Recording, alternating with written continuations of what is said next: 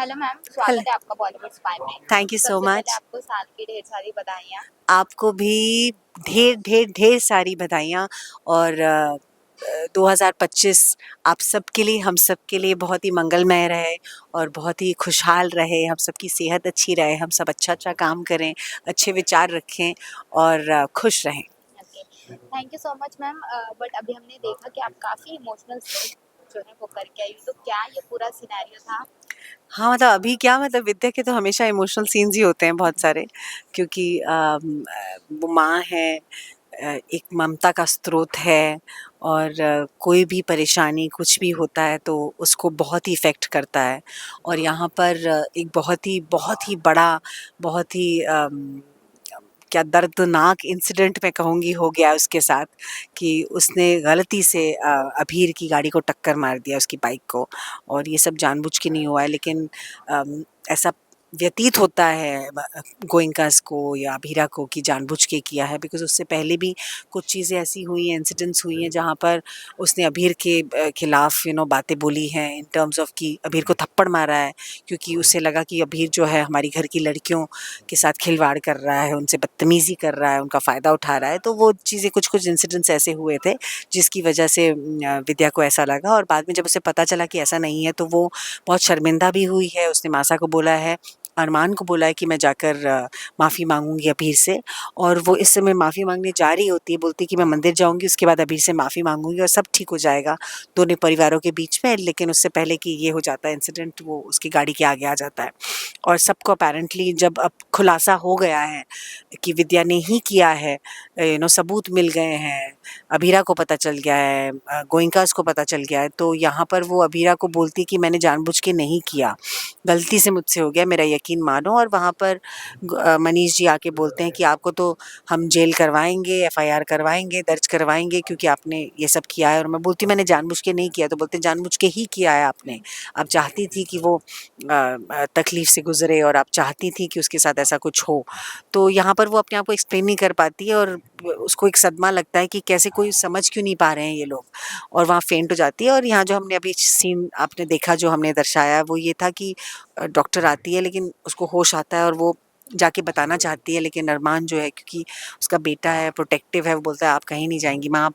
तो वो अरमान को फिर बताती है कि तू तू सुन सच्ची बात क्या है, सब कुछ एक्सप्लेन करती है। और फिर वो बोलती है कि तू तो मेरा बेटा है ना, तू जानता है ना कि मैं ये नहीं कर सकती, और मैं सबके सामने तेरी कसम खा के बोल सकती हूँ।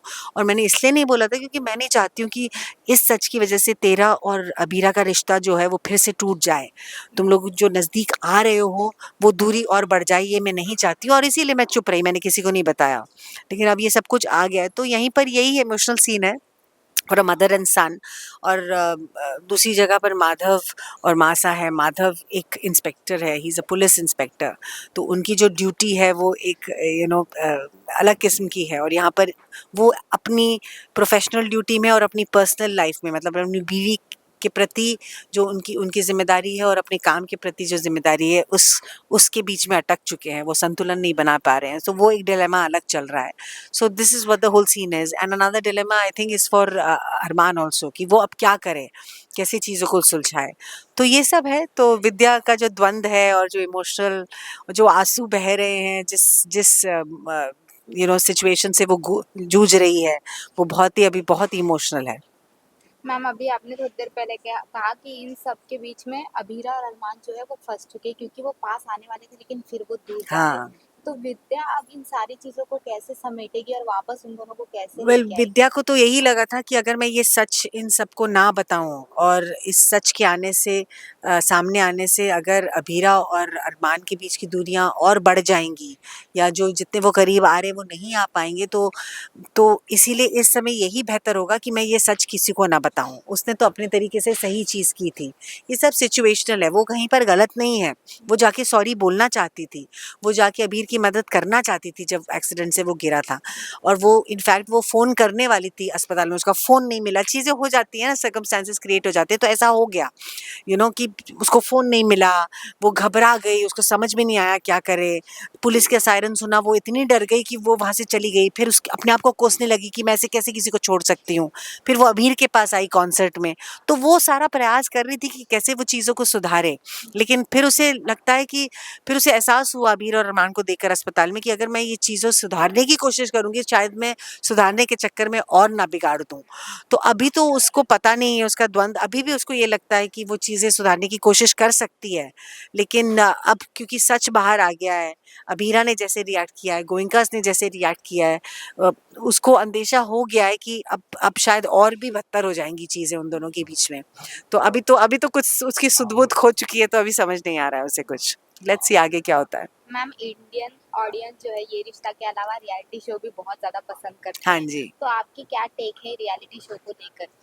अम, मैं आपको ऑनेस्टली बताऊँ, मैं ज़्यादा रियलिटी शोज़ तो ज़्यादा क्या कोई भी रियलिटी शो नहीं देखती हूँ और तो मैं तो ज़्यादा कुछ कह नहीं पाऊँगी, बट ऑफ़ कोर्स सबकी अपनी-अपनी चॉइस होती है और आजकल तो बहुत सारे डांस शोज़ हैं, कॉमेडी शोज़ हैं, एक रियलिटी शोज़ हैं जो मतलब बहुत ही हार्डकोर रियलिटी हैं जहाँ पर लोग जाते हैं और वो सब देखने का मौका मिलता है।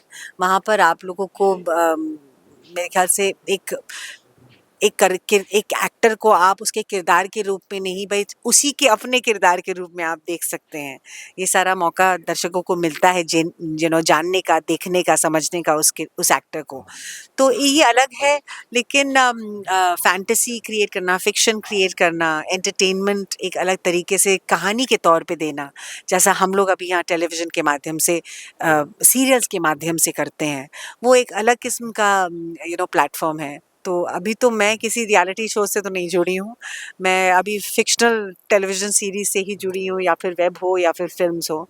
तो आई डोंट नो, मेरा मिक्स्ड ओपिनियन है कि पता नहीं अच्छा लगता है लोगों को नहीं। बट जैसे जिसको देखिए, जिसको जैसा अच्छा लगता है वो वैसे किस्म के शोज़ या फिर रियलिटी शोज़ देखता है। Thank you so much ma'am. Thank you so much. Please देखते रहिए ये रिश्ता क्या कहलाता है और उतना ही प्यार देते रहिए जितना अब तक देते आए हैं आप लोग। Okay, thank you.